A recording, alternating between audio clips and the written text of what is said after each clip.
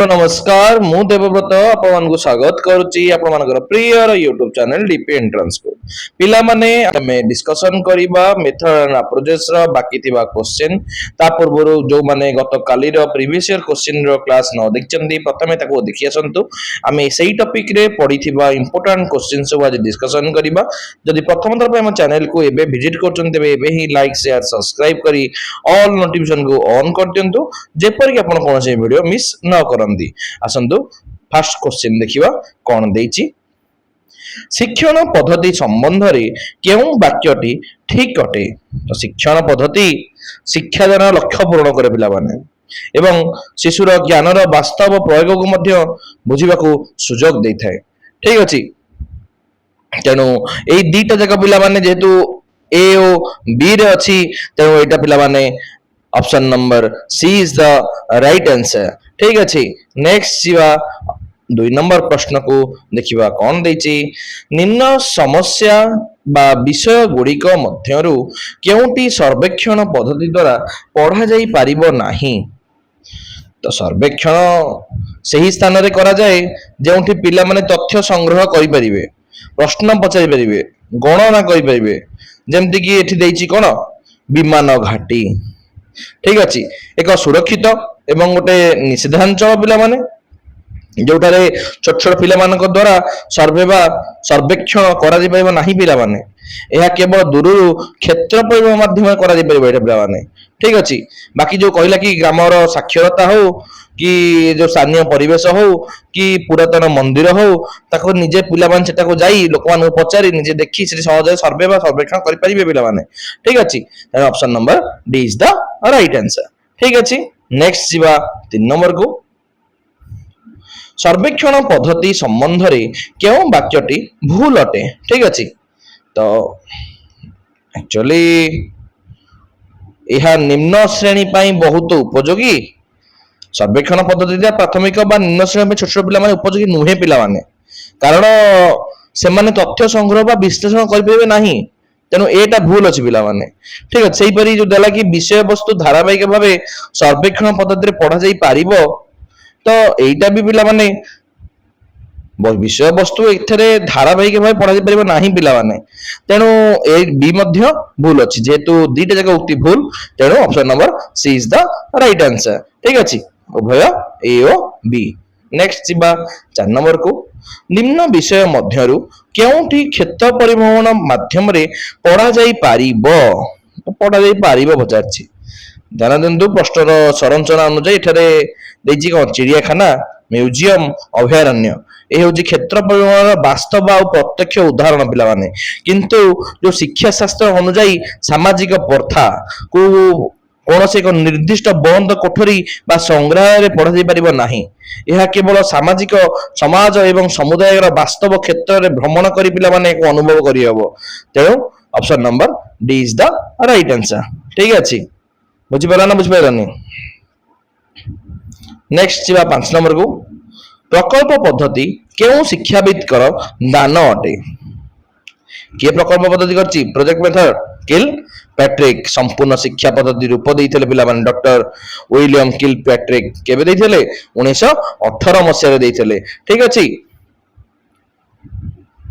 Next जीवा 6 number को किल Patrick प्रकल्प सोपान गुड़िक मध्यरु केउटी सठिक क्रम अटे तो प्रकल्प कार्य निर्दिष्ट वैज्ञानिक क्रम हो प्रथमे परिस्थिति की सृष्टि करी बचा जाए जोटा सिलेक्शन पिला माने प्रकल्प निर्वाचन तापरे रूपरेख बा योजना करा जाए पिला माने ठीक अछि ताकू कार्यकारी बा संपादन करा जाए एवं शेष रे तार जांच बा मूल्यांकन करा जाए इवैल्यूएशन करा जाए पिला माने तो प्रकल्प निर्वाचन योजना संपादन मूल्यांकन को ऑप्शन अछि option number C is the right answer ठीक अछि बुझि परछो तो लाइक कर दियो पिला माने तो आशा करे वीडियो रो लाइक एम 100 ठीक अछि निम्न केउ पद्धति काम करी शिखिबा ऊपर गुरुत्व देई थाए अरे कोटा काम करी शिखिबो लर्निंग बाय डूइंग हां प्रकल्प पद्धति प्रोजेक्ट मेथड तो काम करी शिखिबा नीति ऊपर से पर्यवेक्षित होइता पिला माने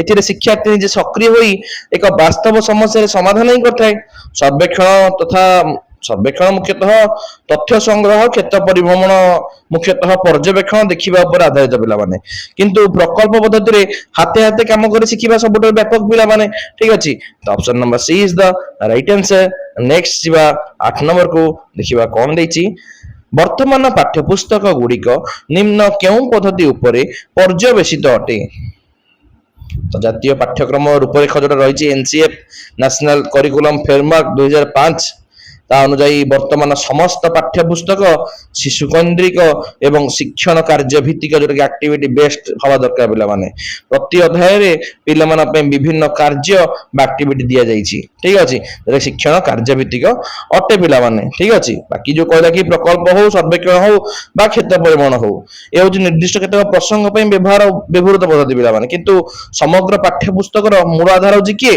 कार्य भित्तिक पंथा option number B is the right answer ठीक अछि नेक्स्ट जीवा 9 नंबर को निम्नलिखित केउ योजना बा आईन शिक्षार्थी केंद्रिक व्यवस्था उपरे गुरुत्व देई अछि तो जातीय पाठ्यक्रम योजना एनसी 2005 एवं शिक्षा अधिकार आईन जोटा आरटी 2009 दुईटी जगह पिला माने शिशुर सर्वांगीन विकास और शिशु केंद्रिक लर्नर सेंटर्ड करिकुलम रो बाध्यतामूलक करते पिला माने तेणु ए बी दुईटी जाक समान भाव गुरुत्वपूर्ण होइतिबारु option number C is the right answer next जीवा 10 नंबर विषम जातीय दल गठन प्रक्रिया काहाकु कहाଯାଏ तो विषम जातीय हेटेरोजेनस ग्रुप जोटा कहै से ग्रुप को बुझाए जो विभिन्न भिन्न सामर्थ्य बा स्तर जमती कि मेधावी मध्यम मंथर अध्ययनकारी पिला माने एकाठी मिलिमिशि काम करती या द्वारा पिला मानकर जो परस्पर शिखिबार सुजोग मध्य पाती पिला माने ठीक अछि तो समान सामर्थ्य थिबा पिला मानको नै गठतल कोन कहंती समझ दल बोली कहंती होमोजेनियस बोली कहंती ठीक अछि ऑप्शन नंबर ए ओ सी दीटा जगह पिला माने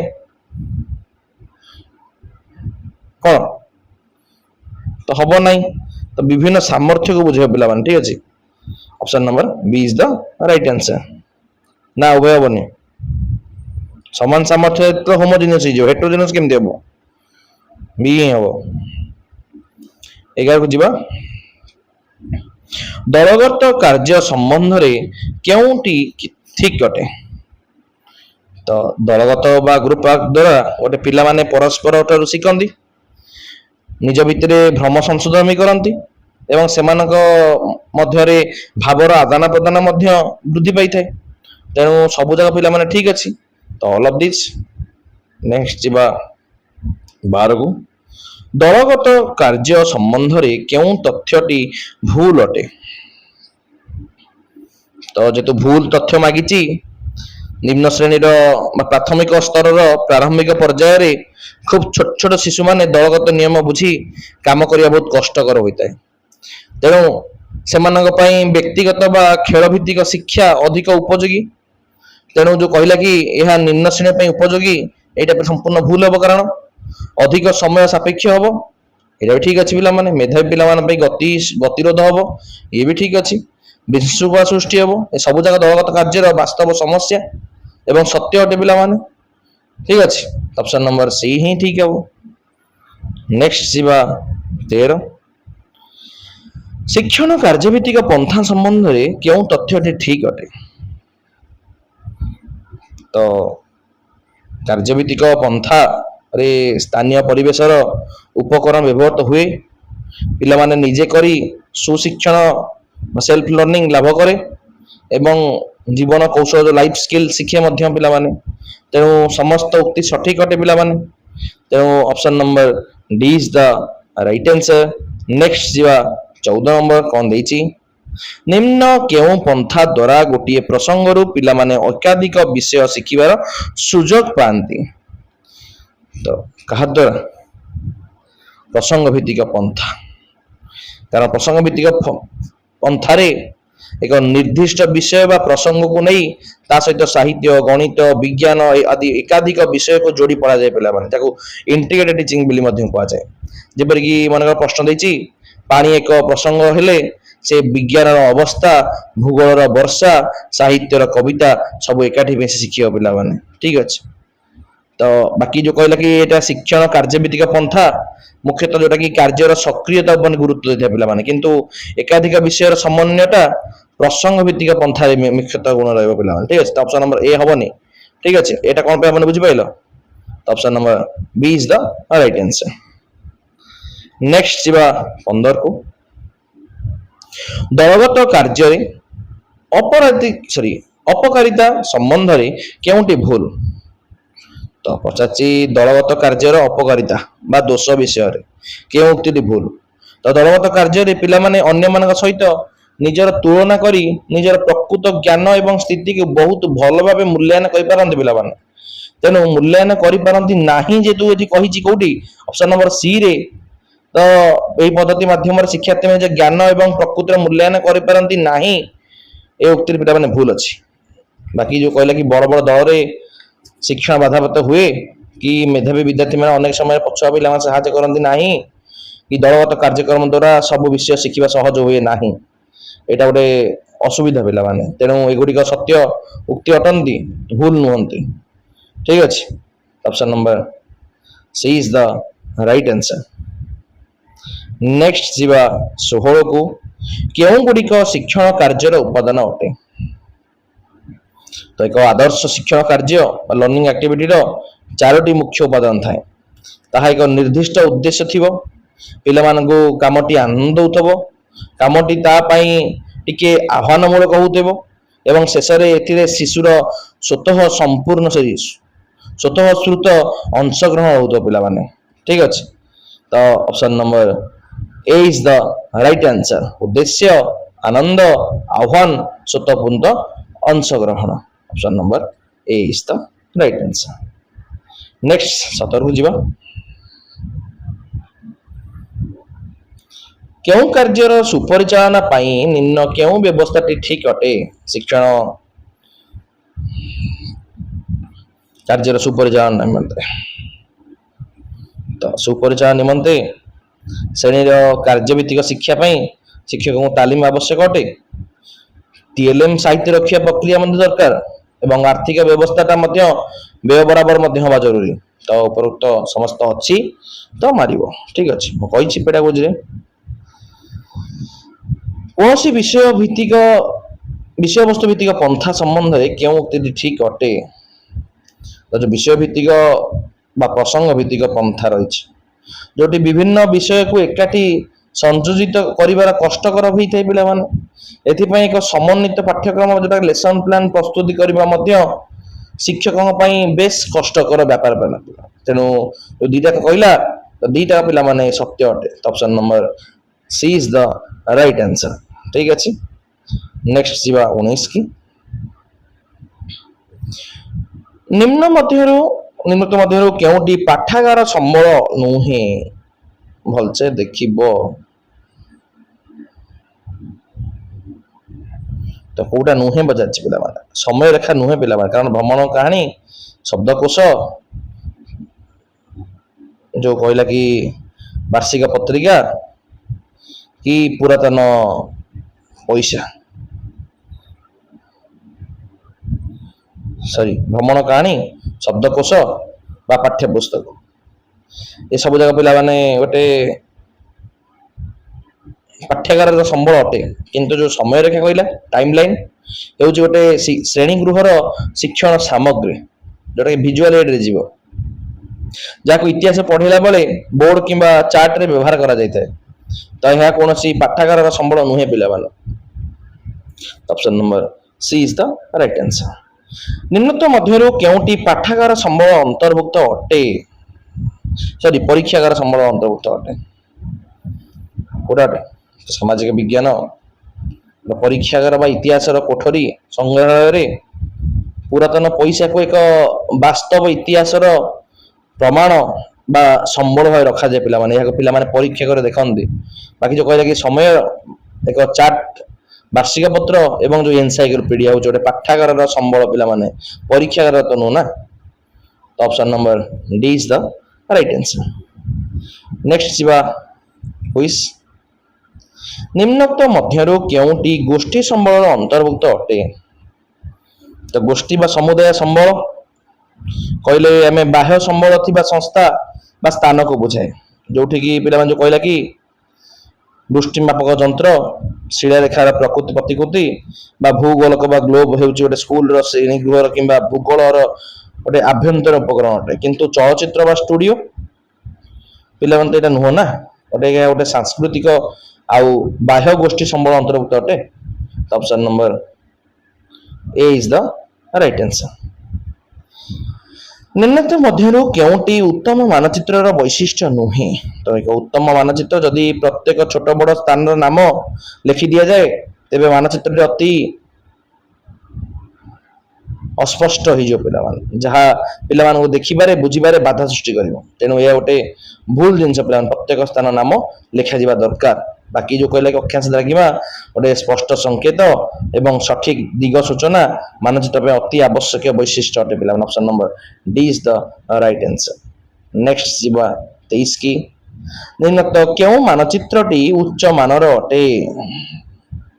ତ ଗୋଟେ ଉଚ୍ଚ ମାନର ମାନଚିତ୍ର କୋଉଟା?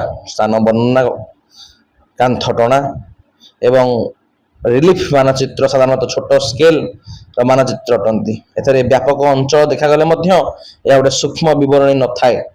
କିନ୍ତୁ ଯୋଉ କହିଲା କି ଜରିବ ସମ୍ବନ୍ଧୀୟ ମାନଚିତ୍ର,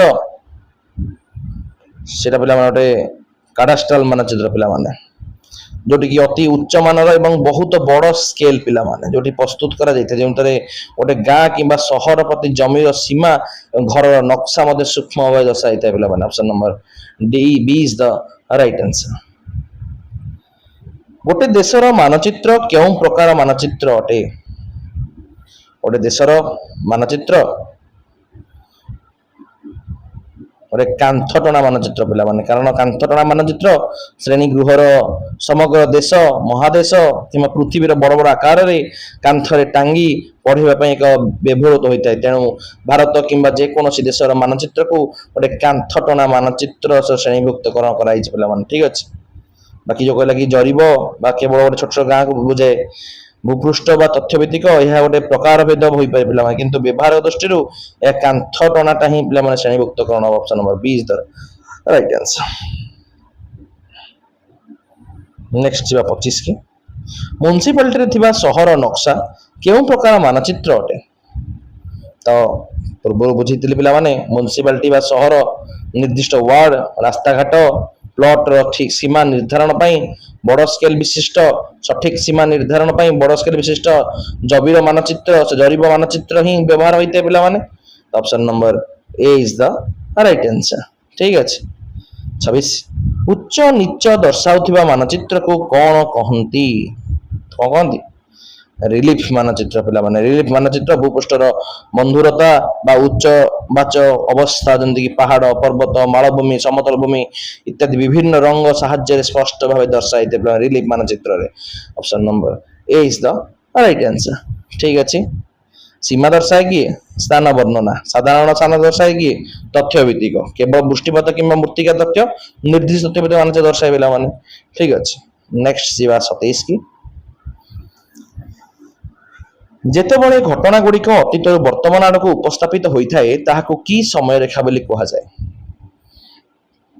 ତ ଯେତେବେଳେ ଘଟଣା ଗୁଡ଼ିକ ସମୟକ୍ରମେ ସୁଦୂର ଅତୀତରୁ ଆରମ୍ଭ ହୋଇ ଆଗକୁ ଆଗକୁ ବଢ଼ି ବଢ଼ି ବର୍ତ୍ତମାନକୁ ଆପେ ଆପେ ଯାଇଥାଏ, ଯେପରିକି 1526, 1757, 1947, 2026 ଏଇଭଳି କ୍ରମବର୍ଦ୍ଧିଷ୍ଣୁ ବା ପ୍ରଗତିଶୀଳ ସମୟରେଖା ବା ପ୍ରୋଗ୍ରେସିଭ ଟାଇମ ଲାଇନ ବୋଲି କୁହାଯାଏ ପିଲାମାନଙ୍କୁ, ଠିକ ଅଛି। Option number B is the right answer.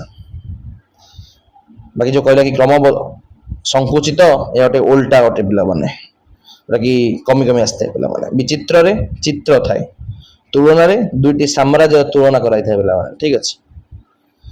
ଯେତେବେଳେ ଘଟଣା ଗୁଡ଼ିକ ବର୍ତ୍ତମାନରୁ ଅତୀତ ଆଡ଼କୁ ଗତି କରେ ତାହାକୁ କି ପ୍ରକାର ସମୟରେଖା କହନ୍ତି ପିଲାମାନେ? ଏଇଟା କହୁଥିଲି କ୍ରମ ସଂକୁଚିତ, ଠିକ ଅଛି। କ୍ରମବର୍ଦ୍ଧିଷ୍ଣୁ, କ୍ରମ ସଂକୁଚିତ, ଠିକ ଅଛି। Option number A is the right answer. Next ଯିବା 29 କି ପ୍ରତିଟି ବିଟ୍ ବାଇ ବିଟ୍ ମୁଁ ଆଲୋଚନା କରୁଛି, ଯେମିତି ଆପଣ କୌଣସି ବି ଭୁଲ କରିବେ ନାହିଁ, ତ ଶେଷ ପର୍ଯ୍ୟନ୍ତ ଦେଖାଇବାକୁ ଅନୁରୋଧ, ଠିକ ଅଛି। ନିଜର ହିଁ ଲସ୍ ହବ, ଠିକ ଅଛି। ପୃଥିବୀର ଆକୃତି ସହ ସାମଞ୍ଜସ୍ୟ ରଖି ଏକ ନିର୍ଦ୍ଦିଷ୍ଟ ମାନ ସାହାଯ୍ୟରେ ତିଆରି କରାଯାଉଥିବା ପୃଥିବୀର ପ୍ରତିକୃତିକୁ କ'ଣ କୁହାଯାଏ? ତ ପୃଥିବୀର ଏକ ପ୍ରକୃତ ଏବଂ ସୂକ୍ଷ୍ମ ପ୍ରତିକୃତି ବା 3D ଡାଇଗ୍ରାମ କୁ ଗ୍ଲୋବ ବା ଗୋଲକ ବୋଲି କୁହାଯାଏ ପିଲାମାନେ। ଠିକ ଅଛି, ତ option number she is the right answer. ତ ମାନଚିତ୍ରଟା ହେଉଛି ଗୋଟେ 2D ପିଲାମାନେ ବା ସମତଳ କାଗଜରେ ଅଙ୍କା ଯାଇଥିବା ଚିତ୍ର ବା ଚାର୍ଟ ସମୟରେଖା ପିଲାମାନେ ପୃଥିବୀର ଆକୃତି ସମ୍ପର୍କ ନୁହନ୍ତି। ନିମ୍ନ କେଉଁ ପୁସ୍ତକରେ ପାଠ୍ୟ ପୁସ୍ତକରେ ଥିବା ସୂଚନା ଠାରୁ ଅଧିକ ତଥ୍ୟ ଉଲ୍ଲେଖ ଥାଏ? ବୋଧେ ଥାଏ ଯୋଉ ଟିଚର୍ସ ହ୍ୟାଣ୍ଡମେଡ୍ ବୁକ୍, ଯୋଉଟା କି ଶିକ୍ଷକ ସହାୟତା ପୁସ୍ତକ, ସେଥିରେ ଥାଏ ପିଲାମାନେ। ସେଥିରେ କେବଳ ସୀମିତ ପାଠ୍ୟ ପୁସ୍ତକ ତଥ୍ୟ ନଥାଏ, ବରଂ ଶିକ୍ଷକ ଏବଂ ଜ୍ଞାନ ଆହରଣକାରୀ ମାନଙ୍କ ପାଇଁ ସେହି ପ୍ରସଙ୍ଗର ବହୁତ ଗଭୀର ବ୍ୟାପକ ବିବରଣୀକୁ ଉଲ୍ଲେଖ କରାଯାଇଛି ପିଲାମାନେ। ଠିକ ଅଛି, ତ ନେକ୍ସଟ ଯିବା 31 କି ଶିକ୍ଷଣ ସହାୟକ ପୁସ୍ତିକା ସମ୍ବନ୍ଧରେ ନିମ୍ନ କେଉଁ ତଥ୍ୟଟି ଠିକ ଅଟେ? ତ ଶିକ୍ଷକ ହ୍ୟାଣ୍ଡବୁକ୍ ଶିକ୍ଷକଙ୍କୁ ଉଦ୍ଦେଶ୍ୟ ସଚେତନ କରାଏ, TLM ର ବ୍ୟବହାର ଶିଖାଏ ଏବଂ ଶିକ୍ଷଣ କାର୍ଯ୍ୟ କିପରି ପ୍ରସ୍ତୁତ ହେବ ତାହା ଆଧାର ମଧ୍ୟ ଦେଇଥାଏ। ତେଣୁ ସବୁଗୁଡ଼ିକ ସଠିକ ଅଟେ ପିଲାମାନେ, ଅଛି ତ ନାରିବ। ଠିକ ଅଛି, 32 ଅଭ୍ୟାସ ପୁସ୍ତିକା ସମ୍ବନ୍ଧରେ କେଉଁ ଉକ୍ତିଟି ଠିକ ଅଟେ? ଅଭ୍ୟାସ ପୁସ୍ତିକା ବା ୱାର୍କବୁକ୍ ଯେଉଁଟାକି ପିଲାମାନଙ୍କ ଦକ୍ଷତା ବଢ଼ାଏ, ଅନୁପସ୍ଥିତ ଥିବା ପିଲାମାନଙ୍କର ସନ୍ଦେହ ଦୂର କରି ନିଜ ଶିଖିବାରେ ସାହାଯ୍ୟ କରିଥାଏ ଏବଂ ଶିକ୍ଷକଙ୍କୁ ବାରମ୍ବାର ପ୍ରଶ୍ନ ଲେଖିବାକୁ ପଡୁନଥିବାରୁ ସମୟ ମଧ୍ୟ ବଞ୍ଚିଥାଏ ପିଲାମାନେ। ତ ଅଛି ମାନେ ନାଛି ଦବ। ଠିକ ଅଛି, ନେକ୍ସଟ ଯିବା ପାର୍ଟ 2 କୁ। ତା ପୂର୍ବରୁ ଲାଇକ୍ ସେୟାର ସବସ୍କ୍ରାଇବ କରି ଅଲ୍ ନୋଟିଫିକେସନ କୁ ଅନ୍ କରିଦିଅନ୍ତୁ, ଯେପରିକି ଆପଣ କୌଣସି ଭିଡ଼ିଓ ମିସ୍ ନ କରନ୍ତି। ଯଦି ଏ ଭିଡ଼ିଓରେ 100ଟି ଲାଇକ୍ ଫୁଲଫିଲ୍ ହେଇଯାଏ, ମୁଁ ଏଇଭଳି କ୍ଲାସ୍ ଆହୁରି ନେଇ ଆସିବି ୟୁନିଟ୍ ୱାଇଜ୍। ଠିକ ଅଛି, ଏଇଟା ଆସିଷ୍ଟାଣ୍ଟ ଟିଚରର ହିଁ ୟୁନିଟ୍ ୱାଇଜ୍ କ୍ଲାସ୍ କରୁଛି, ଯୋଉଟାକି OTT ମଧ୍ୟ ସିଲାବସ୍ ୱାଇଜ୍ ଅଛି। ଠିକ ଅଛି, ନେକ୍ସଟ ଯିବା 1 ନମ୍ବର ଅତିରିକ୍ତ ପ୍ରଶ୍ନ 2। ନିର୍ଦ୍ଦିଷ୍ଟ ପ୍ରଣାଳୀରେ ଶିକ୍ଷଣ ପ୍ରକ୍ରିୟା ପରିଚାଳନା କରିବାକୁ କ'ଣ କୁହାଯାଏ? ତ ଶ୍ରେଣୀ ଗୃହରେ ପାଠ୍ୟ କସଡ଼ା ବା ବିଷୟବସ୍ତୁକୁ ଏକ ସୁଚିନ୍ତିତ ନିର୍ଦ୍ଦିଷ୍ଟ ପ୍ରଣାଳୀରେ ପିଲାମାନଙ୍କ ଆଗରେ ଉପସ୍ଥାପନ କରିବା ପ୍ରକ୍ରିୟା କ'ଣ କହନ୍ତି?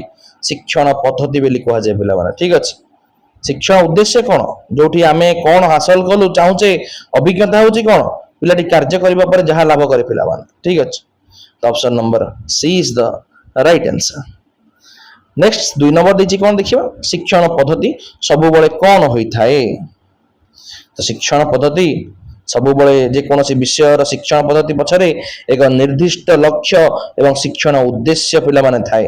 ଉଦ୍ଦେଶ୍ୟ ବିହୀନ ପଦ୍ଧତି ଶିକ୍ଷଣକୁ ଦିଗହୀନ ପିଲାମାନେ କରିଦେଇଥାଏ। ଠିକ ଅଛି, ଅଭିଜ୍ଞତା ଏବଂ ଶିକ୍ଷଣ କାର୍ଯ୍ୟ ହେଉଛି ପଦ୍ଧତିର ବିଭିନ୍ନ ଅଂଶ ବା ମାଧ୍ୟମ, କିନ୍ତୁ ପଦ୍ଧତିର ମୂଳ ଭିତ୍ତି ହେଉଛି କିଏ? ଉଦ୍ଦେଶ୍ୟ ପିଲାମାନେ। Option number A is the right answer. Next ଯିବା 3 ନମ୍ବରକୁ। ଶିକ୍ଷଣ ଉଦ୍ଦେଶ୍ୟ ହାସଲ ପାଇଁ ମାଧ୍ୟମ ହେଉଛି କିଏ? ଶିକ୍ଷଣ ଉଦ୍ଦେଶ୍ୟ ହାସଲ ପାଇଁ ପାଠ୍ୟବସ୍ତୁର କଣ୍ଟେଣ୍ଟ, ଯୋଉଟାକି ମୁଖ୍ୟ ସାମଗ୍ରୀ ବା ମାଧ୍ୟମ, ଯାହାକୁ ବ୍ୟବହାର କରି ଜଣେ ଶିକ୍ଷକ ନିର୍ଦ୍ଦିଷ୍ଟ ଶିକ୍ଷଣ ଉଦ୍ଦେଶ୍ୟକୁ ହାସଲ କରିବେ ପିଲାମାନେ। ଉପକରଣ ବା ପଦ୍ଧତି ସେହି ବିଷୟବସ୍ତୁର ପହଞ୍ଚାଇବା ପାଇଁ ସାହାଯ୍ୟ କରନ୍ତି, ମାତ୍ର ମୂଳ ମାଧ୍ୟମ ହେଉଛି କିଏ? ବିଷୟବସ୍ତୁ ପିଲାମାନେ, ପାଠ୍ୟପୁସ୍ତକର। Option number B is the right answer. 4 ଶ୍ରେଣୀ ଓ ଶିକ୍ଷାର୍ଥୀମାନଙ୍କର ସ୍ତର ଅନୁଯାୟୀ ବିଭିନ୍ନ ପ୍ରକାର ପାଠ୍ୟବସ୍ତୁ ଶିକ୍ଷାଦାନ କରିବାକୁ ଆବଶ୍ୟକ ପଡ଼ିଥାଏ। ଯେତେବେଳେ ସବୁ ପିଲାମାନେ ଶିଖିବା ସାମର୍ଥ୍ୟ ଏବଂ ସବୁ ବିଷୟର ପ୍ରକୃତି ସମାନ ନୁହେଁ, ତେଣୁ ଭିନ୍ନ ଭିନ୍ନ ବିଷୟର ଯେମିତି ଗଣିତ ଏବଂ ପରୀକ୍ଷଣ, ସାହିତ୍ୟ ପାଇଁ ଗଳ୍ପ, ତ ଭିନ୍ନ ଭିନ୍ନ ପଦ୍ଧତି ଦରକାର ପିଲାମାନେ। ତ ଏଗୁଡ଼ା ସବୁ କ'ଣ? ଭିନ୍ନ ଭିନ୍ନ ପଦ୍ଧତି ଦରକାର। Option number A is the right answer ହେଲା। ସମୟ କିମ୍ବା ପରିବେଶ ବଦଳାଇବା ଅପେକ୍ଷା ଶିକ୍ଷାଦାନ ଶୈଳୀଟା ପଦ୍ଧତି ବଦଳାଇବା ଗୋଟେ ପ୍ରଭାବଶାଳୀ ହେବ ପିଲାମାନେ। ଠିକ ଅଛି, 5 କୁ ଯିବା, ଦେଖିବା କ'ଣ ଦେଇଛି।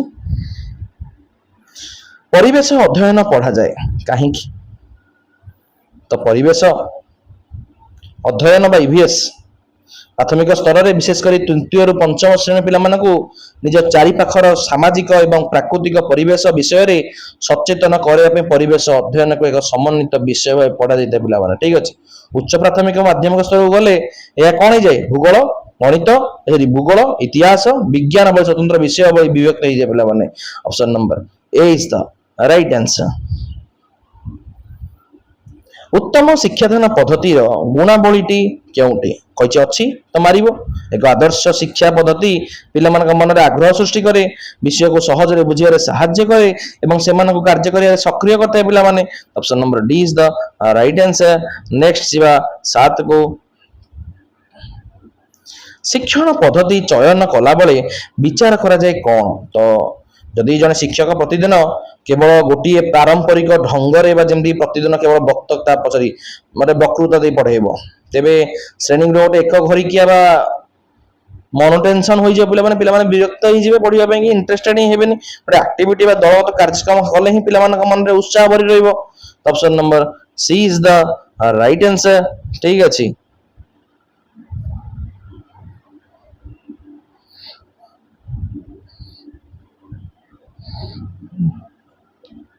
ସରି ହେଲା 9 କୁ ଯିବା। ଗୋଟିଏ ସ୍ଥାନର ପରିଦର୍ଶନରେ ଗୋଟିଏ ଦର୍ଶନୀୟ ସ୍ଥାନର ସୁବିଧା ମିଳେ, ଏହାକୁ କ'ଣ କୁହାଯାଏ? ତ କ'ଣ କହନ୍ତି? ପରିଭ୍ରମଣ କହନ୍ତି। କାରଣ ପରିଭ୍ରମଣ ହେଉଛି ଏକ ବ୍ୟାପକ ଯାତ୍ରା, ଯେଉଁଠି ଗୋଟିଏ ବଡ଼ ଅଞ୍ଚଳ ବା ସ୍ଥାନକୁ ଯାଇ ସେଠାରେ ଥିବା ଏକାଧିକ ଦର୍ଶନୀୟ ସ୍ଥାନ ଏବଂ ଶିକ୍ଷଣୀୟ ସ୍ଥାନକୁ ବୁଲି ସେଥିରେ ସୁଯୋଗ ମିଳିଥାଏ ପିଲାମାନେ। ଠିକ ଅଛି।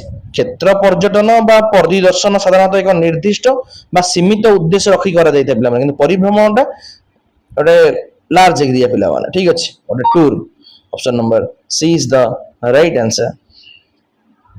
10 ନମ୍ବର, ଯେଉଁ କ୍ଷେତ୍ରରେ ଏକ ନିର୍ଦ୍ଦିଷ୍ଟ ସ୍ଥାନକୁ ଯାଇ ସ୍ଥିରୀକୃତ ନିର୍ଦ୍ଦିଷ୍ଟ ଅଭିଜ୍ଞତା ଲାଭ କରାଯାଏ ତାକୁ କ'ଣ କହନ୍ତି? କ'ଣ କହନ୍ତି? କ୍ଷେତ୍ର ପରିଭ୍ରମଣ କହନ୍ତି ପିଲାମାନେ। ଠିକ ଅଛି। କାରଣ କ୍ଷେତ୍ର ପରିଭ୍ରମଣ ବା କ୍ଷେତ୍ର ପର୍ଯ୍ୟଟନ ଫିଲ୍ଡ ଟ୍ରିପ୍ର ମୂଳ ଲକ୍ଷ୍ୟ ହେଉଛି ପୂର୍ବ ନିର୍ଦ୍ଧାରିତ ଶିକ୍ଷଣ ଲକ୍ଷ୍ୟ ନେଇ ଗୋଟେ ସ୍ପେସିଫିକ ଜାଗାକୁ ପିଲାମାନେ ଯିବା ଏବଂ ତାର ପ୍ରତ୍ୟକ୍ଷ ଅନୁଭୂତିକୁ ଆଣିବା ପିଲାମାନେ। Option number A is the right answer. Next 11 number ଦେଖିବା କ'ଣ ଦେଇଛି। କ୍ଷେତ୍ର ପର୍ଯ୍ୟଟନର ଉଦାହରଣ ପିଲାମାନେ କିଏ? ତ କ୍ଷେତ୍ର ପର୍ଯ୍ୟଟନ ବା ସ୍ଥାନୀୟ ଅଞ୍ଚଳ ଯୋଉଠିକି ବିଦ୍ୟାଳୟ ବଗିଚା ଭିତରେ ମଧ୍ୟ ହେଇପାରେ କିମ୍ବା ନିକଟସ୍ଥ ପାଦ ଚଲା ଦୂରତାରେ ଥିବା କୌଣସି ଜାଗା ମଧ୍ୟ ପିଲାମାନେ ହେଇପାରେ। ତ ଅଛି ମାନେ ମାରିବ। 12, ଉଚ୍ଚ ପ୍ରଣାଳୀରେ ଇତିହାସ ଶିକ୍ଷାଦାନ ପାଇଁ ସୁଯୋଗ ଦିଏ କିଏ? କିଏ ଦିଏ ପିଲାମାନେ? ଇତିହାସର ଉତ୍ସ ଯେପରିକି ପୁରାତନ ମନ୍ଦିର, କିଲ୍ଲା କିମ୍ବା ସଂଗ୍ରହାଳୟକୁ ନିଜ ଆଖିରେ ଦେଖିବା ପାଇଁ ଫିଲ୍ଡ ଟ୍ରିପ୍ ଏବଂ ପରିଭ୍ରମଣ ପିଲାମାନେ ଉଭୟ ହିଁ ସର୍ବଶ୍ରେଷ୍ଠ ସୁଯୋଗ ହୋଇଥାନ୍ତି ପିଲାମାନେ। ତ option number D is the right answer, ଉଭୟ ଏ ଓ ବି। କେଉଁ ଉପାୟରେ ଶ୍ରେଣୀଗୃହର ବିରକ୍ତିକର ଗତାନୁଗତିକ ଶିକ୍ଷାକୁ ଆକର୍ଷଣୀୟ କରାଯାଇପାରେ? ତ ଚାରିକାନ୍ଥର ଶ୍ରେଣୀଗୃହରୁ ବାହାରି ଯେତେବେଳେ ଗୋଟେ ପିଲା ବାହାର ଦୁନିଆକୁ ଯାଇ ପ୍ରତ୍ୟକ୍ଷ ଦେଖେ, ସେଠାରେ ସେ ପାଠ ପଢ଼ାର ସବୁଠାରୁ ଅଧିକ ଜୀବନ୍ତ ଆକର୍ଷଣୀୟ ହୋଇଯାଏ, ଯାହାକୁ କ'ଣ କୁହାଯାଏ? କ୍ଷେତ୍ର ପର୍ଯ୍ୟଟନ ଦ୍ୱାରା ଶିକ୍ଷା। ନେକ୍ସଟ 14 ନମ୍ବର, କ୍ଷେତ୍ର ପର୍ଯ୍ୟଟନ ପଢ଼ା ବିଷୟବସ୍ତୁ ସହ ସମ୍ପର୍କିତ ହେବାର କାରଣ କ'ଣ? ଯଦି ପର୍ଯ୍ୟଟନ ବହି ପ୍ରସଙ୍ଗ ସହିତ ଜଡ଼ିତ ଥାଏ, ତେବେ ପିଲାମାନେ ପଢୁଥିବା କଥାକୁ ବାସ୍ତବ ସହିତ ମିଳାଇ ଆନନ୍ଦରେ ଶିଖିପାରିବେ ପିଲାମାନେ। ଯଦି ଏହା ଲକ୍ଷ୍ୟ ଭିତ୍ତିକ ମଧ୍ୟ କରେ, କିନ୍ତୁ ପ୍ରାଥମିକ ସ୍ତରରେ ଆନନ୍ଦଦାୟକ ଉପାଦାନ ପାଇଁ ଅଧିକ ଗୁରୁତ୍ୱ ଦେଇଥାଏ ପିଲାମାନେ। ତେଣୁ ଅପସନ ନମ୍ବର ଏଟାକୁ ହିଁ ସଠିକ ଧରାଯିବ। ଠିକ ଅଛି, ଆନନ୍ଦଦାୟକ ଅଟେ। ନେକ୍ସଟ 15 ନମ୍ବରକୁ ଯିବା। କ'ଣ ଦେଇଛି? କ୍ଷେତ୍ର ପର୍ଯ୍ୟଟନ କରାଯିବା ସ୍ଥାନର ଦୂରତା ବେଶୀ ନ ହେବାର କାରଣ କ'ଣ? ଆରେ ଯଦି ସ୍କୁଲ ସମୟ ସୀମିତ ପିଲାମାନେ 10 ରୁ 4, ଯଦି ଜାଗାଟି ବହୁତ ଦୂରରେ ଥିବ ତେବେ ଯିବା ଆସିବାରେ ସବୁ ସମୟ ପଳେଇବ। ତ ଏବଂ ନିର୍ଦ୍ଦିଷ୍ଟ ସମୟ ମଧ୍ୟରେ ଶିକ୍ଷାଦାନ କାର୍ଯ୍ୟ ଶେଷ ହୋଇପାରିବ ନାହିଁ, ତେଣୁ ନିର୍ଦ୍ଦିଷ୍ଟ ସମୟ ଭିତରେ ସମାପନ ହୋଇପାରିବ ନାହିଁ। ଅପସନ ନମ୍ବର ବି ରେ ଅଛି, B is the right answer. Next ଯିବା 16 କୁ। କେଉଁମାନଙ୍କର ସହମତିରେ କ୍ଷେତ୍ର ପର୍ଯ୍ୟଟନ ସଂଗଠିତ ହେବା ଦରକାର? ତ କ୍ଷେତ୍ର ପରିଭ୍ରମଣ ପାଇଁ ପିଲାମାନଙ୍କର ସୁରକ୍ଷା, ନିୟମ ଦୃଷ୍ଟିରୁ ଛାତ୍ରଛାତ୍ରୀମାନଙ୍କର ଇଚ୍ଛା, ପିତାମାତାଙ୍କର ଲିଖିତ ଅନୁମତି ଏବଂ ସ୍କୁଲର ପ୍ରଶାସନର ମଞ୍ଜୁରୀ ଉଭୟ ଅପରିହାର୍ଯ୍ୟ ପିଲାମାନେ। Option number D is the right answer. ପର୍ଯ୍ୟଟନ ପାଇଁ ବିଚାର କଲେ କାହା ସମସ୍ତ ନୀତି ଅନୁସରଣ କରିବା ଦରକାର?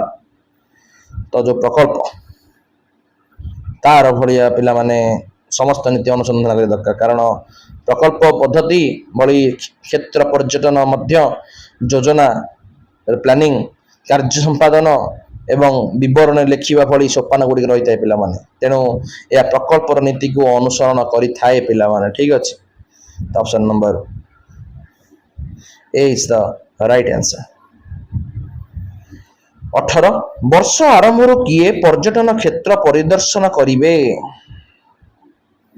ଆରେ ପିଲାମାନଙ୍କୁ ନେଇଯିବା ପୂର୍ବରୁ ଶିକ୍ଷକ ନିଜେ ସେ ସ୍ଥାନକୁ ଯାଇ ସେଠାରେ ପିଲାମାନଙ୍କ ପାଇଁ କି ଶିକ୍ଷଣୀୟ ଉପାଦାନ ଅଛି ଏବଂ ସୁରକ୍ଷା ବ୍ୟବସ୍ଥା କିପରି ଅଛି ତାହାକୁ ଯାଞ୍ଚ କରିବା ଦରକାର ପିଲାମାନେ। ତ ଶିକ୍ଷକ ହିଁ ଯିବେ ନା। Option number B is the right answer। ଶିକ୍ଷକ ଶିକ୍ଷାର୍ଥୀମାନଙ୍କ ସହ ପର୍ଯ୍ୟଟନ ପାଇଁ ଆବଶ୍ୟକୀୟ ପଦକ୍ଷେପ ବିଷୟରେ ଆଲୋଚନା କରିବାର କାରଣ କ'ଣ? ତ ପୂର୍ବରୁ ପିଲାମାନଙ୍କ ସହିତ ଆଲୋଚନା କରି କିଏ କ'ଣ କରିବ, କିପରି ନୋଟ୍ କରିବ ତାହାକୁ ସ୍ଥିର କଲେ ସାରା କାର୍ଯ୍ୟକ୍ରମ ସୁରୁଖୁରୁରେ ସମ୍ପନ୍ନ ହେବ ପିଲାମାନେ। ତେଣୁ ପର୍ଯ୍ୟଟନ କିପରି ଭଲ ଭାବରେ ହେବ ସେ ବିଷୟରେ ଧାରଣା ଦେବା। Option number A is the right answer। ପର୍ଯ୍ୟଟନ ସ୍ଥଳରେ ପିଲାମାନେ ପହଞ୍ଚିଲା ପରେ ସେମାନଙ୍କୁ ବିଭିନ୍ନ ଦଳରେ ଭାଗ କରିବାର କାରଣ କ'ଣ? ତ ଦଳରେ ଭାଗ କରି ନିର୍ଦ୍ଦିଷ୍ଟ ଦାୟିତ୍ୱ ଦେଲେ ହିଁ କୌଣସି ପିଲା ଚୁପଚାପ ବସିବେ ନାହିଁ ପିଲାମାନେ। ପ୍ରତ୍ୟେକ ଶିକ୍ଷାର୍ଥୀ ସକ୍ରିୟ ଭାବେ କାର୍ଯ୍ୟରେ ଅଂଶଗ୍ରହଣ କରିବେ। ତ ପ୍ରତ୍ୟେକ ପିଲାମାନଙ୍କ କାର୍ଯ୍ୟକୁ ନିଶ୍ଚିନ୍ତ କରିବା ପିଲାମାନେ। Option number B is the right answer। ପର୍ଯ୍ୟଟନକୁ ଫେରି ଶିକ୍ଷାର୍ଥୀମାନେ ସେଠାରୁ ପାଇଥିବା ଅନୁଭୂତିକୁ ପାଠ ବିଷୟବସ୍ତୁ ସହିତ ସମ୍ପର୍କିତ କରିବାର କାରଣ କ'ଣ? ଆରେ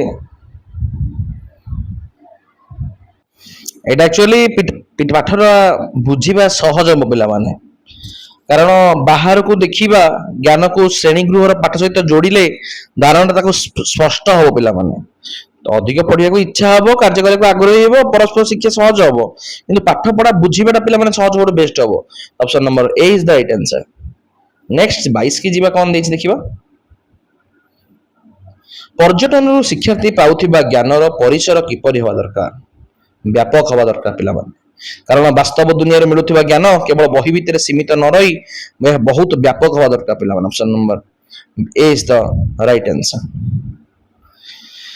ଐତିହାସିକ ବିଷୟବସ୍ତୁ ଗୁଡ଼ିକ ସଂଗଠନ କରାଯାଏ, କାରଣ ଏହା ଗୋଟେ ଧାରାବାହିକ ଭାବେ ଇତିହାସର ଘଟଣାବଳୀକୁ ସବୁବେଳେ କାଳକ୍ରମ ସଜେଇକି ପଢ଼ାଯାଏ ପିଲାମାନେ। ଏକ ଧାରାବାହିକ ପ୍ରୋସେସ ବୋଲି କୁହାଯାଏ। Option number C is the right answer। କେଉଁ ପ୍ରଣାଳୀରେ ଶିକ୍ଷାର୍ଥୀ କର୍ମାନୁଭୂତି ମାଧ୍ୟମରେ ଶିଖେ? କର୍ମ ଅନୁଭୂତି ବା ଲର୍ଣ୍ଣିଂ ବାଇ ଡୁଇଂ, ସିଧାସଳଖ ଅନୁଭୂତିରୁ ଶିଖିଥାଏ ପିଲାମାନେ। କୋଉ ପଦ୍ଧତିରେ? ପ୍ରୋଜେକ୍ଟ ମେଥଡରେ ପିଲାମାନେ, କାରଣ ଏହି ପଦ୍ଧତି ପିଲାମାନେ ନିଜେ ହାତରେ କାମ କରି ସିଧାସଳଖ ଅନୁଭୂତି ନିଜେ ହିଁ ପାଇଥାନ୍ତି। ଠିକ ଅଛି, ତେଣୁ option number B is the right answer। 25 କେଉଁ ବ୍ୟକ୍ତିଙ୍କର ଶିକ୍ଷା ଦର୍ଶନରୁ ପ୍ରକଳ୍ପ ପଦ୍ଧତି ଉଦ୍ଭବ ହୋଇଛି? କାହାର ହେଇଛି ପିଲାମାନେ? ଜନ୍ ଡୁଇ।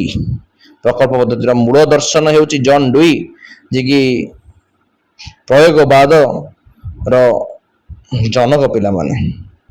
ଠିକ ଅଛି, option number D is the right answer। କେତେ ମସିହାରେ ଡକ୍ଟର କିଲପେଟ୍ରିକ୍ ପ୍ରକଳ୍ପ ପଦ୍ଧତିର ସୂତ୍ରପାତ କରିଥିଲେ? କେବେ କରିଥିଲେ? ଜନ୍ ଡୁଇଙ୍କ ପ୍ରିୟ ଶିଷ୍ୟ ଡକ୍ଟର ୱିଲିୟମ କିଲପେଟ୍ରିକ୍ 1918 ମସିହାରେ ଏହି ପଦ୍ଧତିର ଆନୁଷ୍ଠାନିକ ଭାବେ ସୂତ୍ରପାତ କଲେ ପିଲାମାନେ। Option number C is the right answer। ଠିକ ଅଛି, କେଉଁ ପଦ୍ଧତିକୁ ସମସ୍ୟା ସମାଧାନ ମୂଳକ ପଦ୍ଧତି ସମ୍ପ୍ରସାରଣ ବୋଲି କୁହାଯାଏ? ତ ପ୍ରକଳ୍ପ ପଦ୍ଧତି କୁହାଯାଏ ପିଲାମାନେ, କାରଣ ପ୍ରକଳ୍ପ ପଦ୍ଧତି ପ୍ରୋବ୍ଲେମ ସଲଭିଂ ବା ସମସ୍ୟା ସମାଧାନର ଏକ ବ୍ୟବହାରିକ ଏବଂ ସମ୍ପ୍ରସାରିତ ରୂପ ଅଟେ ପିଲାମାନେ। ତ option number D is the right answer। Next ଯିବା 28 କି, କ'ଣ ଦେଇଛି ଦେଖିବା। ପ୍ରକଳ୍ପ ଏକ ସମସ୍ୟାମୂଳକ କାର୍ଯ୍ୟ ଯାହା ସମାଧାନ ସ୍ୱାଭାବିକ ବାତାବରଣ ମାଧ୍ୟମରେ ରହି କରାଯାଇ ପାରିବ। ଏକଥା କିଏ କହିଛନ୍ତି? କିଏ କହିଛନ୍ତି? ଷ୍ଟିଭେନସନ୍ କହିଛନ୍ତି। ପ୍ରକଳ୍ପ ହେଉଛି ଗୋଟେ ସମସ୍ୟାମୂଳକ କାର୍ଯ୍ୟ ଏବଂ ଯାହା ସ୍ୱାଭାବିକ ପରିସ୍ଥିତିରେ ସମସ୍ୟା କରାଯାଇଥାଏ, ସମାଧାନ କରାଯାଇପାରେ। Option number C is the right answer। ପ୍ରକଳ୍ପ ହେଉଛି ସାମାଜିକ ପରିବେଷ୍ଟନୀ ମଧ୍ୟରେ ପୂର୍ଣ୍ଣ ପ୍ରାଣରେ ସମ୍ପାଦିତ ଏକ ସମ୍ପୂର୍ଣ୍ଣ କାର୍ଯ୍ୟ। ଏକ କିଏ କହିଛନ୍ତି ପିଲାମାନେ? କ'ଣ କହିଛନ୍ତି? Kilpatrick କହିଥିଲେ ପିଲାମାନେ project is a whole hearted purposeful activity proceeding in a social environment याको ओडिया ଦେଇଛି ଏଟା ଠିକ ଅଛି ଏହା କିଲପ୍ୟାଟ୍ରିଙ୍କର ପ୍ରସିଦ୍ଧ ସଂଜ୍ଞା ପିଲାମାନେ ଏଟା ସିଟିରେ ବି ବାରମ୍ବାର ଆସେ ପିଲାମାନେ ଠିକ ଅଛି option number D is the right answer next जीवा 30 प्रकल्प कार्य शिक्षक केउ भूमिका ग्रहण करती प्रकल्प एक्चुअली आजिर शिक्षा माध्यम जड़े शिक्षक सब गोटे फ्रेंड फिलोसोफर एंड गाइड हवा दरकार जड़े फैसिलिटेटर हवा दरकार जड़े गाइड हवा दरकार option number A is the right answer ठीक अच्छे बुझीपार तो लाइक कर दियो सांगसाथी मान सहित शेयर कर दियो भल लगुच ओके कार्य माध्यम बंचिबा पई प्रेरणा देउथिबा पद्धति हेउची किए किए प्रकल्प या संपूर्ण रूपे पिलामानंकु वास्तव जीवन समस्या सहित लड़ी कार्य माध्यम बंचिबार प्रेरणा देते पिलामाने option number B is the right answer अभिज्ञता नीति केउ पद्धति सहित संपर्कित अटे तो अभिज्ञता नीति संपूर्ण भावे कहा उपरे निर्भरशील पिलामाने प्रकल्प उपरे ठीक अच्छे कारण प्रकल्प पद्धति सामाजिक एवं वास्तव परिवेश हेउथिबा पिलामाने भविष्य जीवन में आसुवा समस्या समाधान पई आत्मविश्वास पांच से पिलामाने ठीक अच्छे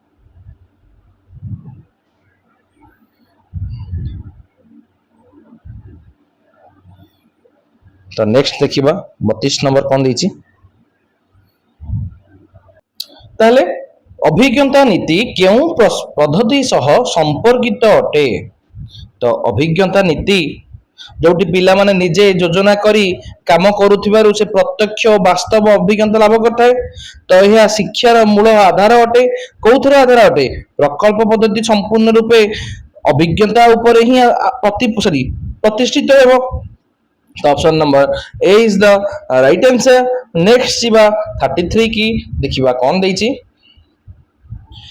जीवन प्रक्रियार से शिक्षा जीवन प्रक्रिया रे शिक्षा ए प्रकल्प प्रणाली रे केउ नीति सह संपर्कित अटे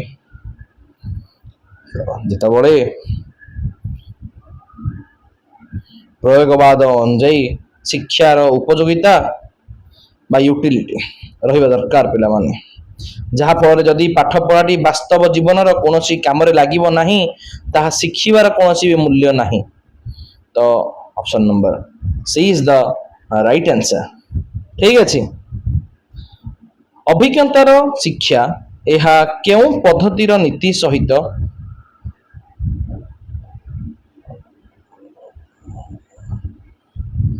सॉरी अभिज्ञता शिक्षा केउ पद्धति सहित संपर्कित ऑलरेडी तुम बुझिल क्या सहित जड़ित प्रकल्प सहित जड़ित पिला माने कारण एथिरे पिला माने निजे अभिज्ञता हासिल करथांती पिला माने ठीक अछि नेक्स्ट जीवा 35 की कर्म द्वारा शिक्षा यह केउ केउ पद्धति सहित संपर्कित अटे तो लर्निंग बाय डूइंग कर्म द्वारा शिक्षा प्रकल्प द्वारा प्राण अटे पिला माने तो प्रकल्प पद्धति यार जनक अटे option number D is the right answer next जीवा 36 की शिक्षार्थी रो दक्षता क्षमता उपयोग करी शिक्षा लाभ करे यह प्रकल्प पद्धति रो केउ नीति सह संपर्कित अटे तो पिलाटी निजर वास्तव क्षमता एवं परिवेशर उपयोग करी जेउथरे शिक्षा लाभ करे सेटा गोटे कौन प्रिंसिपल ऑफ रियलिटी बा वास्तवतार नीति बोली कह जियो पिला माने तो option number D is the right answer अल्प बयसर शिक्षार्थी एकुटिया किछि करिवार अपेक्षा सांग साथी सहित मिसी किछि करिवा को भल पाए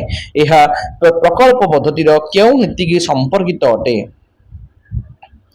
तो छोट छोट पिला माने एकुटिया काम करबा अपेक्षा सांग साथी सहित ग्रुप रे काम कले अधिक सक्रिय बा एक्टिव हेबे तो एटा तार कर्म तत्परता नीति बा तार सामाजिकता नीति की बुझेबो पिला माने तो option number A is the right answer next जीवा 38 की देखिबा कौन देछि प्रकल्प को काहे की शिक्षार्थी ऊपर लदी दिया जीवा नाही उचित नुहे तो जेतबळे कार्यटी को भल भाव कर जोर जबरदस्ती लदी देले पिलाटीर आग्रह ही रही फल से कार्यटी सफलता सह से कर ବାକି ଯୋଉ କହିଲା କି ଅନୁଚିତ ପ୍ରକାଶ କରିବା ହଉ କି ନିଜ ବୋଲି ଭାବିବା ନାହିଁ କି ପ୍ରଗତି ବିରକ୍ତି ଭାବ ଦର୍ଶାଇବ, ଏସବୁ ଠିକ ଅଛି, କିନ୍ତୁ ଅପସନ ନମ୍ବର ବି ଟା ହିଁ ବେଷ୍ଟ ହବ। ଠିକ ଅଛି, ବେଷ୍ଟ ବାଛିବାକୁ ଦେଇଛି। ଠିକ ଅଛି, ପ୍ରକଳ୍ପ ପଦ୍ଧତିର ମୂଲ୍ୟାୟନ ସୋପାନରେ ପରବର୍ତ୍ତୀ ସୋପାନଟି କଣ ହବା ଦରକାର? ତ ମୂଲ୍ୟାୟନ ସରିବା ପରେ ପ୍ରକଳ୍ପର ସବୁ ଶେଷ ସୋପାନ ହେଉଛି କିଏ? ଡାଏରୀରେ ତାର ସମ୍ପୂର୍ଣ୍ଣ ଲିଖିତ ବିବରଣୀ କରିବା ପିଲାମାନେ। ତ ବିବରଣୀ ପ୍ରସ୍ତୁତି ବା ରେକର୍ଡିଂ ହିଁ ତା ଦ୍ୱିତୀୟ ସୋପାନ। Option number B is the right answer. ଠିକ ଅଛି, ନେକ୍ସଟ ଯିବା 40 କି। ପ୍ରକଳ୍ପ ପଦ୍ଧତିରେ ଶିକ୍ଷଣ ଡ୍ୟାସ୍ ହୋଇଥାଏ। ପ୍ରକଳ୍ପ ପଦ୍ଧତି ନିଜେ କରି ଶିଖିଥିଲେ ତ ଜ୍ଞାନଟା ପିଲାମାନେ ସବୁଦିନ ପାଇଁ ରହିବ ପିଲାମାନେ, ତ ଚିରସ୍ଥାୟୀ ପରମାନେଣ୍ଟ ଆକ୍ସନ ପିଲାମାନେ ଏଟା ଗୋଟେ, ତ ଦୀର୍ଘସ୍ଥାୟୀ ଅଟେ। Option number A is the right answer. ପ୍ରକଳ୍ପ ପଦ୍ଧତି ଏକ ମୁଖ୍ୟ ଅସୁବିଧା ହେଲା ଡ୍ୟାସ୍। ତ ଯେତେବେଳେ ପ୍ରକଳ୍ପ ପଦ୍ଧତିରେ ସିଲାବସ ଅନୁଯାୟୀ ପାଠ୍ୟକ୍ରମରେ ପଢେଇବା କଷ୍ଟକର ହୋଇଥାଏ ପିଲାମାନେ, ତ କାରଣ ଏହା ଗୋଟେ ସମସ୍ୟା ଉପରେ ଆଧାରିତ, ତ ଶିକ୍ଷା ଗୋଟେ ଧାରାବାହିକ ହୋଇ ନଥାଏ। ବାକି option number B she is the right answer. 42 ପ୍ରକଳ୍ପ ପଦ୍ଧତିରେ ଶିକ୍ଷାଦାନ କଲେ ନିମ୍ନତ କେଉଁ ଉପକାର ମିଳିଥାଏ? ତ ପ୍ରକଳ୍ପ ପଦ୍ଧତିରେ ଯେତେବେଳେ ପଢାଯାଏ ଏହା ଦ୍ୱାରା ଜ୍ଞାନଟା ସ୍ଥାୟୀ ହେଇଥାଏ, ଦୀର୍ଘସ୍ଥାୟୀ ହବ ପିଲାମାନେ। ଏଇଟା ମଧ୍ୟ ଆତ୍ମବିଶ୍ୱାସ ବଢେଇବ, କର୍ମ ପ୍ରତି ସମ୍ମାନ ଆସେ, ତ ଅଲ୍ ଅଫ୍ ଦି ଅବଭ୍ ଅଛି, ତ ମାରିବ। ଠିକ ଅଛି, ନେକ୍ସଟ 43 ପ୍ରକଳ୍ପ ପଦ୍ଧତିରେ ଶିକ୍ଷାଦାନ କଲେ ନିମ୍ନୋକ୍ତ କେଉଁଟି ଅପକାରିତା ହେଇଥାଏ? ଅପକାରିତା କୋଉଟା ପିଲାମାନେ ଅଛି, ତ ମାରିବ। ଆରେ ଗୋଟେ ପିଲା ଯେତେବେଳେ ଅଧିକ ସମୟ ନିଏ, କୋର୍ସ ସରିବା ଡେରି ହୁଏ, ସବୁ ବିଷୟ ମଧ୍ୟ ଏତେ ପଢେଇ ହୁଏ ନାହିଁ, ତ ବୋଧ ସମସ୍ତେ ହବ ନା। ଠିକ ଅଛି, ନିମ୍ନୋକ୍ତ କେଉଁଟି ଶିକ୍ଷକ କୈନ୍ଦ୍ରିକ ଶିକ୍ଷା ବ୍ୟବସ୍ଥା ସହିତ ଜଡିତ ଅଟେ? ତ ଗୋଟେ ଶିକ୍ଷକ କେନ୍ଦ୍ରିକ ଶିକ୍ଷା ବ୍ୟବସ୍ଥା ଶିକ୍ଷକ ଶ୍ରେଣୀରେ ମୁଖ୍ୟ ଭୂମିକା ନେଇ କେବଳ ବ୍ଲାକବୋର୍ଡରେ ଲେଖିବା ପଢେଇବା ହିଁ ପାରମ୍ପରିକ ଶିକ୍ଷକ କେନ୍ଦ୍ରିକ ପଦ୍ଧତି ଅଟେ, ତ ଅଲ୍ ଅଫ୍ ଦି ଅବଭ୍ ଅଛି, ତ ମାରିବ। ଠିକ ଅଛି, ତମକୁ ଜଣାଉଛି ପ୍ରଶ୍ନଟା ପରୀକ୍ଷାରେ କେମିତି ଆସେ, ପ୍ରତିଟି ବିଟ୍ ବାଇ ବିଟ୍ କୋର୍ସ ଏଲାବୋରେଟ କରି କରୁଛି ପିଲାମାନେ। ଠିକ ଅଛି, ଲାଷ୍ଟ ପର୍ଯ୍ୟନ୍ତ ଦେଖନ୍ତୁ, ଜମା ବି ସ୍କିପ୍ କରନ୍ତୁ ନାହିଁ। ଠିକ ଅଛି, ଶିକ୍ଷାର୍ଥୀ କେନ୍ଦ୍ରିକ ଶିକ୍ଷା ବ୍ୟବସ୍ଥା ସହ କେଉଁଟି ସମ୍ପର୍କିତ ନୁହେଁ?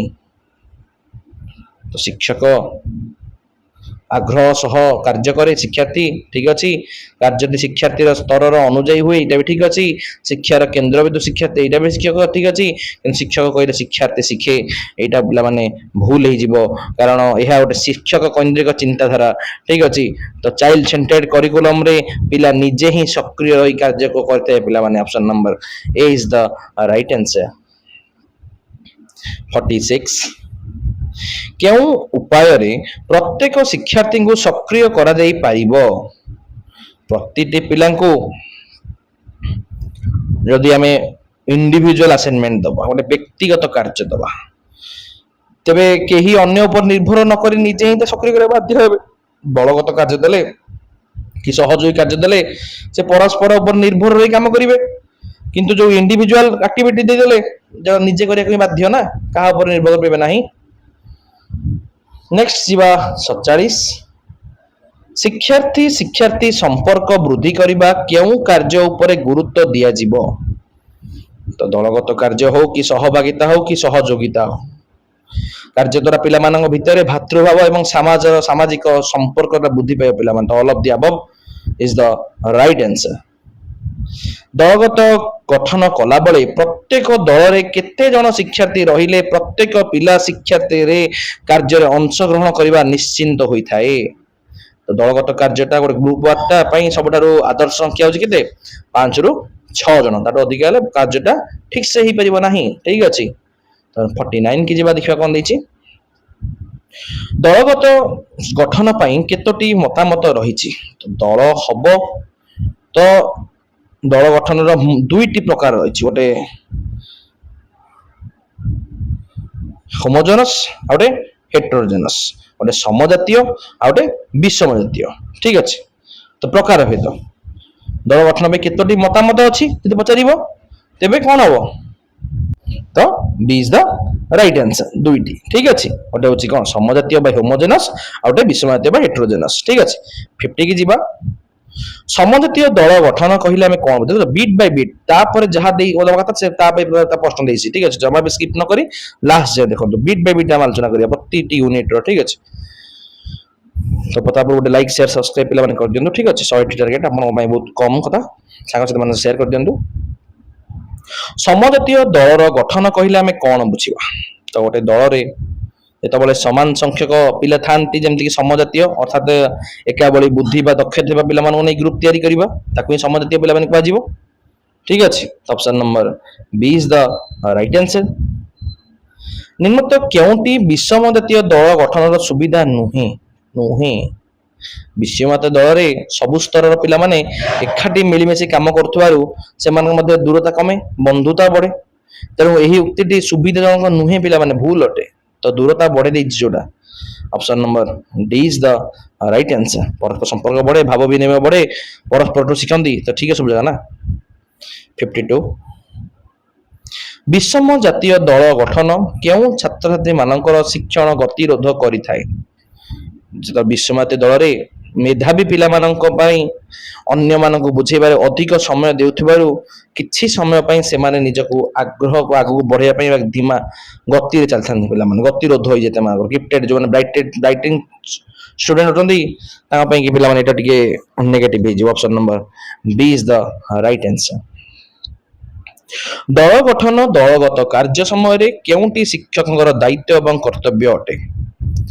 ଯେତେବେଳେ ଗୋଟେ ଶିକ୍ଷକ ଗ୍ରୁପ ୱାର୍କ କରିବେ ତ ଛୋଟ ଛୋଟ ଦଳ ଗଠନ କରିବେ, ସମସ୍ତଙ୍କୁ ଅଂଶଗ୍ରହଣ ଦେବେ ଏବଂ ନିଜେ କମ୍ ସମ୍ପୃକ୍ତ ରହି ପିଲାମାନଙ୍କୁ ଅଧିକ ସୁଯୋଗ ଦେବେ। ତ all of the above is the right answer. Next 54 ବଡ଼ ବଡ଼ ଦଳ ଗଠନ କରି ପିଲାମାନଙ୍କୁ ଶିଖିବାରେ ଗୋଟିଏ ବଡ଼ ଅସୁବିଧା ହେଉଛି କଣ? ତ ଯେତେବେଳେ ଦଳଟା ବଡ଼ ହେଇଯିବ ତେବେ 2ରୁ 3 ଜଣ ପିଲାମାନେ କାମ କରନ୍ତି, ବାକି ପିଲାମାନେ ଚୁପଚାପ ବସି ଗପନ୍ତି। ସବୁ ପିଲାମାନେ ଶିକ୍ଷକଙ୍କୁ ନିଶ୍ଚିନ୍ତ କରାଇ ପାରିବେ ନାହିଁ ପିଲାମାନେ, ଠିକ ଅଛି। Option number A is the right answer. Next 55 ଦଳଗତ କାର୍ଯ୍ୟ ସମୟରେ କେଉଁଟି ପିଲା ଅଧିକ ସମ୍ପୃକ୍ତ ହୁଅନ୍ତି? ତ ଯେତେବେଳେ ଗୋଟେ ପିଲା ଦଳଗତ କାର୍ଯ୍ୟକ୍ରମରେ ସବୁ ଯୋଉ ଫାଷ୍ଟ ଲର୍ଣ୍ଣର ଥାନ୍ତି ସହଜରେ ନେତୃତ୍ୱ ନେଇଯାଆନ୍ତି ଏବଂ ଅଧିକ ସକ୍ରିୟ କାମଟା ସମ୍ପୂର୍ଣ୍ଣ କରନ୍ତି, ଯାହା ଦ୍ରୁତ ବେଗରେ ଶିକ୍ଷିତ ପିଲାମାନଙ୍କ ପାଇଁ ସୁବିଧା ହୋଇଥାଏ ପିଲାମାନେ। Option number B is the right answer. 56 ଦଳଗତ କାର୍ଯ୍ୟ କରିବା ଦ୍ୱାରା କେଉଁ ପରିବେଶର ଅଧିକ ଉନ୍ନତି ହୋଇଥାଏ? ତ ଯେତେବେଳେ ଏକାଠି ମିଶି କାମ କରିବା ଦ୍ୱାରା ପିଲାଙ୍କ ଭିତରେ ସହାନୁଭୂତି, ନେତୃତ୍ୱ ଏବଂ ସହଯୋଗିତା ଭଳି ମାନବୀୟ ଗୁଣ ସବୁଠାରୁ ଅଧିକ ଉନ୍ନତି ଆସିଥାଏ ପିଲାମାନେ। ତ ମାନବୀୟ ପରିବେଶ ସୃଷ୍ଟି କରିବା, ନା ଆର୍ଥିକ ନୁହଁ କି ଭୌତିକ ନୁହଁ। Option number B is the right answer. ନିମ୍ନୋକ୍ତ କେଉଁଟି ଶିକ୍ଷଣ କାର୍ଯ୍ୟର ଏକ ଗୁଣ ନୁହେଁ? ନୁହେଁ ଦେଇଛି, ପ୍ରଶ୍ନଟା ଭଲସେ ପଡିବ ନା। ଆକ୍ଚୁଆଲି କେଉଁଟି ପରିଚାଳନା କାରଣ ନୁହେଁ ପଚାରିଛି। ତ ଶିକ୍ଷଣ କାର୍ଯ୍ୟର ପିଲାମାନଙ୍କର ମାନସିକ ସ୍ଥିତି ଆବଶ୍ୟକତା ଦେଖି କରାଯାଇଥାଏ। ତ ଆକ୍ଚୁଆଲି ଏଇଟା ଗୋଟେ ଆନନ୍ଦଦାୟକ ହବା ଦରକାର ପିଲାମାନେ, ତ ନୁହେଁ ପଚାରିଛି। ଅଭିଜ୍ଞତା ହାସଲ ଦେଇଛି, କଣ ଦେଇଛି ଏଟା? ହଁ ସରି ଶିକ୍ଷାର୍ଥୀର ମାନସିକ ସ୍ଥିତି ଠିକ ଅଛି, ବିଷୟବସ୍ତୁ ବି ଠିକ ଅଛି, ଶିକ୍ଷାର୍ଥୀଙ୍କ ଆବଶ୍ୟକତା ଠିକ ଅଛି, କିନ୍ତୁ ବିଦ୍ୟାଳୟର ଆବଶ୍ୟକତା ପିଲାମାନେ ଏଠି ଦରକାର ନାହିଁ, ଠିକ ଅଛି। କାରଣ ସ୍କୁଲର ଆବଶ୍ୟକତା ଦେଖି ପାଠ ପଢାଯାଏ ନାହିଁ, ପିଲାର ଆବଶ୍ୟକତା ଦେଖି ପଢାଯାଏ। ତ ଏଇଟା ହିଁ ପିଲାମାନେ ଠିକ ହବ। Option number C is the right answer. Next ଯିବା 59 କଣ ଦେଇଛି ଦେଖିବା। ନିମ୍ନୋକ୍ତ କେଉଁଟି ଶିକ୍ଷାଦାନ ଶିକ୍ଷଣ ପାଇଁ ଏକ ପଦ୍ଧତି ନୁହେଁ? ତ ଶିକ୍ଷାଦାନ ଶିକ୍ଷଣ କାର୍ଯ୍ୟ ବା ଆକ୍ଟିଭିଟିରେ ଯେତେବେଳେ ଗୋଟେ ପିଲା କାମ କରିଥାନ୍ତି ବା ପ୍ରକ୍ରିୟା ବା ପନ୍ଥା, ଏହା ଗୋଟେ କୌଣସି ପାରମ୍ପରିକ ଶିକ୍ଷାଦାନ ଉପକରଣ ବା ସାମଗ୍ରୀ ନୁହେଁ ଶିକ୍ଷଣ କାର୍ଯ୍ୟକ୍ରମ। ବାକି ଯୋଉ କହିଲା କି ପ୍ରକଳ୍ପ, ସର୍ଭେ, ଅଭିନୟ, ଏସବୁ ପିଲାମାନେ ଗୋଟେ ଗୋଟେ ଶିକ୍ଷଣ ପଦ୍ଧତି ଅଟେ, କିନ୍ତୁ ଶିକ୍ଷଣ କାର୍ଯ୍ୟ ନୁହେଁ। ନେକ୍ସଟ ଯିବା 60 ଶିକ୍ଷାଦାନ ଶିକ୍ଷଣ ପ୍ରକ୍ରିୟାର କେନ୍ଦ୍ରବିନ୍ଦୁ କିଏ? କିଏ? ଶିକ୍ଷାର୍ଥୀ, ଠିକ ଅଛି। ଶିକ୍ଷାର କେନ୍ଦ୍ରବିନ୍ଦୁ ସବୁବେଳେ ଶିକ୍ଷାର୍ଥୀ ହିଁ ପିଲାମାନେ ହେଇଥାଏ, ଠିକ ଅଛି। ଆଗରୁ କିଏ ଥିଲା? ଶିକ୍ଷକ, ବର୍ତ୍ତମାନ ଶିକ୍ଷାର୍ଥୀ। 61 ଗୋଟିଏ ପାଠରେ ଏକାଧିକ କାର୍ଯ୍ୟାବଳୀ ବ୍ୟବହାରର କାରଣ କଣ? गोटे पाठ एकाधिक कार्यावली मल्टीपल एक्टिविटीज व्यवहार कले पिलामाने कौनसी जटिल कॉन्सेप्ट को भिन्न भिन्न कोण सहजरे बुझी पारंती तो अवधारणा को भल से बुझी पारिबा पई व्यवहार करा जाय option number D is the right answer 62 पिलामानंकर शिक्षण केतेबेले प्रासंगिक होई थाए तो पाठ्यपुस्तक ज्ञान जितेबाला प्रासंगिक बा अर्थपूर्ण हुए से पिलाटी निजे वास्तव अनुभूति सहित जोड़ी थाए तो अभिज्ञता माध्यम शिक्षण option number A is the right answer बाकी सब नेगेटिव क्यों कारण पाई परिवेश संगृहीत उपकरण गुड़िक शिक्षार्थी मानकर शिक्षा व्यवहृत होता है तो जितेबाला स्थानीय परिवेश मिलुवा स्वल्प मूल्य बा बिना मूल्यर सामग्री लो कस्ट नो कस्ट टीएलएम कहते हैं लो कस्ट नो कस्ट व्यवहार कले पिला माने ताको पूर्वरु देखिथिबा सहजरे एवं पाठ सहित निजको जोड़ी पारंती तो पिला मानन पई यह गोटे अभ्यस्त option number A is the right answer 64 शिक्षण कार्य द्वारा शिक्षार्थी मानकर केउं दक्षता वृद्धि पाई थाए तो शिक्षण कार्यभित्तिक पंथा द्वारा पिलाटी निजे सबू काम करे एवं तार स्व शिक्षण बा निजे करी शिखिबार दक्षता सबुठारु अधिक वृद्धि पाई थाए बा सेल्फ लर्निंग ताको कुआ जीवो स्व शिक्षण option number C is the right answer क्योंथिरे समय और संबलर सर्वाधिक विनियोग होई थाए तो यह गोटे सफल और प्रभावशाली एक्टिविटी डिजाइन पाई शिक्षकों को प्रचुर समय एवं उपकरण रूप संबलर सर्वाधिक विनियोग होदवा पड़ते पिला माने शिक्षण कार्य पाई बाकी सर्वेक्षण बा वर्णना बा प्रदर्शन पे एटा आवश्यक होई न थाए नेक्स्ट जीवा 66 निम्नतम मध्य क्योंटी शिक्षण कार्य एक समस्या अटे शिक्षण सामग्री एक्टिविटी बेस्ड लर्निंग समस्या होची कोन यह प्रस्तुति करबा समय सापेक्ष अटे सब शिक्षक एथिपाई ट्रेन नुहंती एथिपाई कोनसी कोर्स डेरी सते पिला माने तो all of the above next जीवा 67 क्यों कारण पाई शिक्षण कार्य रे प्रचुर उपकरण दरकार पड़े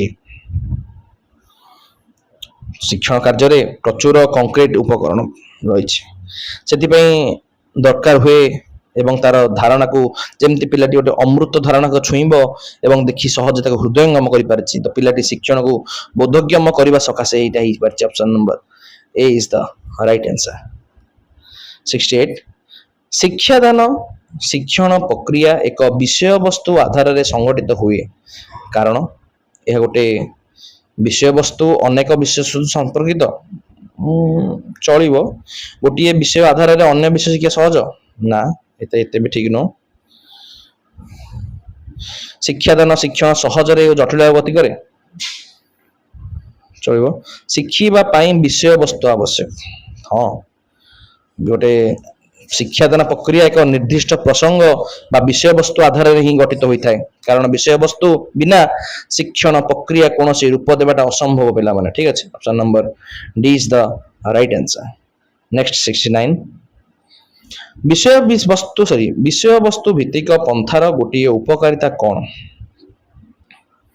तो जितेबाला विषय वस्तु बा प्रसंग भित्तिक पंथा उठे सबुठार बड़ उपकारिता होची कि यह द्वारा ज्ञान समृद्ध होता है पिला माने गोटे पिलार मूल विषय वस्तु भितर अनेक विषय ज्ञान पाई थाए तो प्रसंग गुड़िक एकाधिक कथा शिखती एवं विषय वस्तु कथा अनुभव करते option number B is the right answer last question निम्नोक्त क्यों विषय भित्तिक पंथार एक उपकारिता अटे यहाँ गोटे सीमित बा उपकारिता होउची कोन ए गोटे समय सापेक्ष एकाधिक प्रसंग उपकरण संग्रह करने सहज नुहे एवं सब पाठ को एकाठी संपर्कित कर पढ़ेबा मते गोटे उच्च दक्षता दरकार तो all of the above is the right answer आशा करें आप यूनिट समस्त प्रश्न को भलसे बुझी पार्थे जो प्रश्न समाधान आप भलसे न बुझी पार्टी तो ये ही मत कमेंट बॉक्स रे जणातु मुझे क्लियर करने चेष्टा करी तो यही नुआ नुआ वीडियो देखिए पहले आम चैनल डीपी एंट्रांस को लाइक शेयर सब्सक्राइब करी ऑल नोटिफिकेशन को ऑन कर दिंतु एवं आम सहित जोड़ी रुहतु एतिके रही जय जगन्नाथ जय मां मंगला।